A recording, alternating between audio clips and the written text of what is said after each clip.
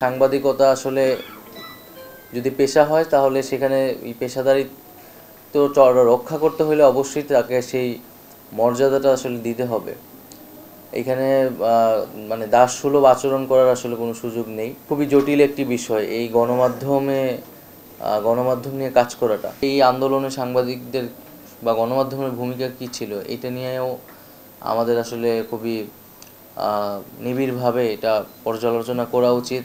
আমরা যখন মুক্ত গণমাধ্যমের কথা বলছি বা গণমাধ্যম সংস্কারের কথা বলছি, আজকের আলোচনায় সাংবাদিকতার পেশাদারিত্বটাকেই একটা সেন্ট্রাল পয়েন্ট হিসেবে ধরা হয়েছে এবং এটি খুবই যুক্তিযুক্ত যে সাংবাদিকতা যদি একটি পেশা হয় তাহলে আসলে কতটুকু পেশাদারিত্বের সাথে আমাদের দেশে সাংবাদিকরা কাজ করতে পারছে এবং সেই কাজ করতে যদি না পারে তার পিছনের কারণগুলোকে এবং তার সমাধানগুলোকে এখানে সেই কারণগুলোকে আইডেন্টিফাই করার চেষ্টা করা হয়েছে।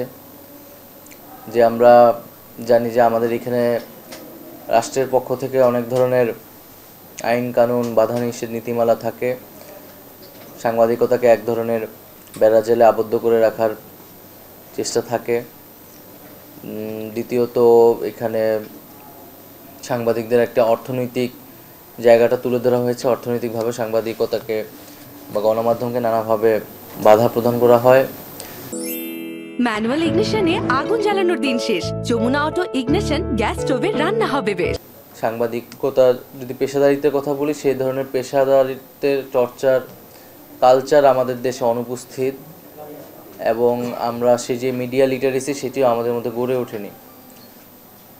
সাংবাদিকতার বিষয়টি আমার খুবই অল্প সময়ের অভিজ্ঞতায় দায়িত্বের অভিজ্ঞতায় যতটুকু বুঝছি এটি আসলে খুবই জটিল একটি বিষয় এই গণমাধ্যম নিয়ে কাজ করাটা। এখানে নানামুখী স্টেক হোল্ডার এবং অনেক পরস্পর বিরোধী পক্ষ রয়েছে যাদেরকে একই সাথে মিলে হয়তো আমরা যদি কাজ করতে চাই আমাদের হয়তো কাজ করতে হবে এবং ঐক্যমতে আসলে আসতে হবে।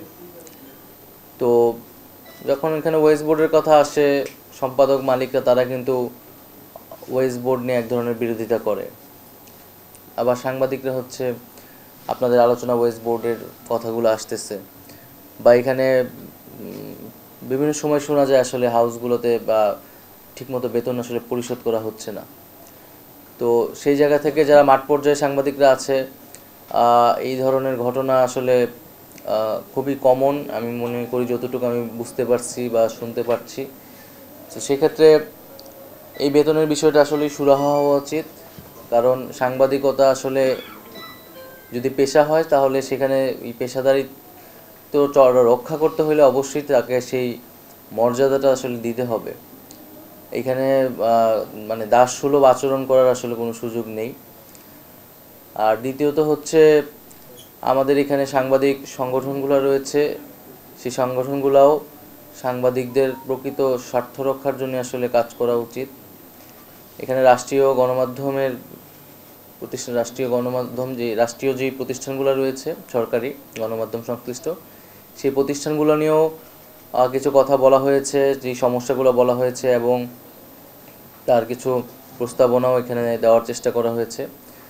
সেগুলো আমরা অবশ্যই বিবেচনা করব এবং আমরা মনে করি যে সাংবাদিকতা যে পেশাদারিত্ব, সেই পেশাদারিত্বর জন্য আমাদের যে এখানে বহুমুখী স্টেক হোল্ডার, সেই বহুমুখী স্টেক হোল্ডারদেরকে নিয়ে আমাদের একটা ঐক্যমতে যেতে হবে আর কি। এবং আমরা দেখেছি যে আমাদের এই আন্দোলন বা এই অভ্যুত্থানে আসলে সাংবাদিকতার কী ভূমিকা ছিল বা তারা কীভাবে কাজ করেছে এবং সেটাও আসলে এই গণমাধ্যমের স্টেক হোল্ডারদের জন্য এক একজনের জন্য নিশ্চয়ই এক এক রকম অভিজ্ঞতা। যারা মাঠ পর্যায়ে কাজ করেছেন, যারা সম্পাদক হিসেবে বা হাউসে কাজ করেছেন, মালিকদের এক ধরনের ভূমিকা ছিল, সেটা এই আন্দোলনটা আমাদের জন্য একটা হয়তো বড় কেস স্টাডি আসলে। তো আমি মনে করি যে এই আন্দোলনে সাংবাদিকদের বা গণমাধ্যমের ভূমিকা কী ছিল এটা নিয়েও আমাদের আসলে খুবই নিবিড়ভাবে এটা পর্যালোচনা করা উচিত। আলোচনা সমালোচনা নির্মোহভাবে নিরপেক্ষভাবে করা উচিত। সেই জায়গায় হয়তো অনেক বেশি উঠে আসবে।